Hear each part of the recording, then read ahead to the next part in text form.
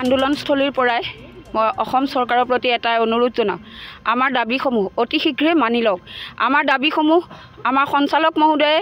চৰকাৰলৈ এখন লিখিত প্ৰস্তাৱ দিছিলে যদিও আজি পৰ্যন্ত কাৰ্যকৰী হোৱা নাই সেয়ে চৰকাৰক অনুৰোধ জনাওঁ আমাক অতি শীঘ্ৰে সঞ্চালকৰ প্ৰস্তাৱ লিখিতভাৱে কেতিয়াৰ পৰা দিব কোন মাহৰ পৰা দিব আমাক সকলো চৰকাৰৰ পৰা আমি উত্তৰ বিচাৰিছোঁ আৰু আমাৰ মাননী সলনি আমাক মজুৰি দিয়ক শিশুক উন্নত খাদ্য সামগ্ৰী যোগান ধৰক আৰু উন্নত মোবাইল ফোন যোগান ধৰক কাৰণ আমাৰ কৰ্মীসকলে যিটো মোবাইলেৰে আমি কাম কৰিব লগা হৈছে একেবাৰে অচল অৱস্থা হৈ পৰে কেতিয়াবা গতিকে আমাক উন্নত মোবাইল ফোন যোগান ধৰক শিশুক উন্নত খাদ্য সামগ্ৰী যোগান ধৰক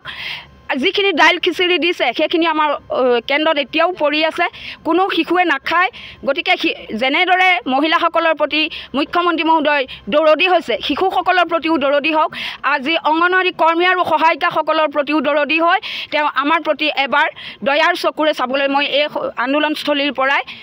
অনুৰোধ জনাইছোঁ আৰু যদি আমাৰ দাবী তেখেতে মানি নলয় কেতিয়াৰ পৰা আমাৰ দাবী কাৰ্যকৰী কৰিব আমি ইয়াতকৈ জংগী আন্দোলন গঢ়ি তুলিবলৈ আমি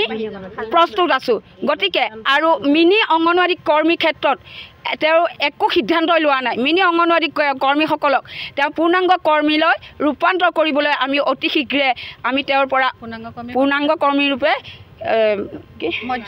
মৰ্যাদা দিবলৈ আমি অনুৰোধ জনাইছোঁ গতিকে এয়া আমাৰ যদি তেওঁ মানি নলয় আমি ইয়াতকৈ জংগী আন্দোলন গঢ়ি তুলিম